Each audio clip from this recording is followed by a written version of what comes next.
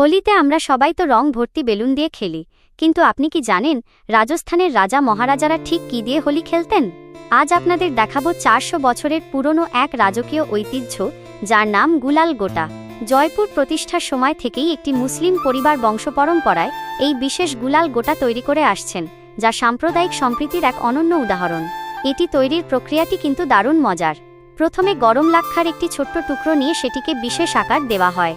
এরপর কারিগররা মুখ দিয়ে ফুঁ দিয়ে সেই শক্ত লাক্ষাকে পাতলা কাঁচের মতো বেলুনে রূপান্তর করেন।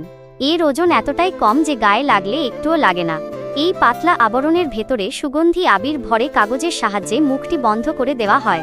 যখনই এটি কারো গায়ে ছুঁড়ে মারা হয়, মুহূর্তেই লাক্ষার আবরণটি ভেঙে গিয়ে চারদিকে আবির ছড়িয়ে পড়ে।